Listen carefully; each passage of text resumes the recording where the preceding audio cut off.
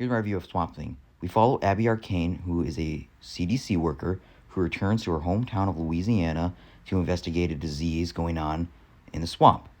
There she meets somebody named Alec Holland, and they kind of start a relationship, but then later on he goes to dump his chemicals into the swamp and his formula that he's trying to use to help people, but then people who are after it kill him. He falls in, he basically burns up, and then he turns into Swamp Thing. This is a really good show. I would definitely I really like how it plays with a bunch of horror vibes.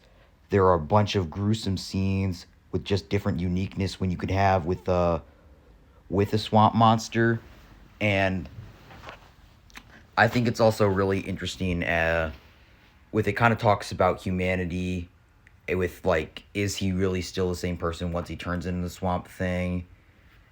And we kind of see throughout the show, we get to see how get to see different people in the town, in this small town, and how they're kind of corrupt almost, and you just get a lot of stuff like that. But I think one of the problems I think with the show is it's not really the show's fault, but towards the back half, this is only 10 episodes, but towards the back half of the show, they try to introduce this villain that would probably have been for season 2, but the show got canceled, so I can't really blame it too bad. But a lot of it, if you were to watch it now, it just feels pointless. But it's still a pretty good show.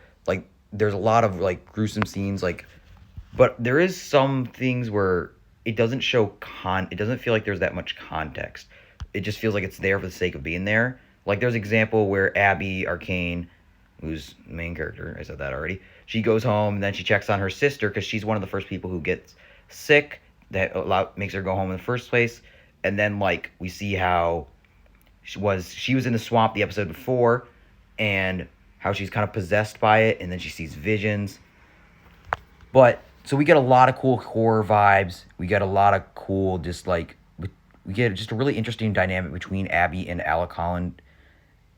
And I think it's just a really interesting show to see through the lens on how even if someone looks like a monster, how they really aren't. But the main plot, this is the biggest plot twist, so I was saying it for last, is towards the end, he tries to find out who he really is, and Swamp Thing goes into the swamp, and he pulls out the body of Alec Holland, which is very depressing because that means that Alec Holland did die. Swamp Thing is its own person, and Swamp Thing just tried to copy Alex Holland's memory. So it's pretty sad as he just realizes that he is nobody. But I think it's kind of played off in a good way as you can be who you are. But just all in with a twisted horror tone around it. But overall, it's a really good show. Definitely recommend it. I would watch it.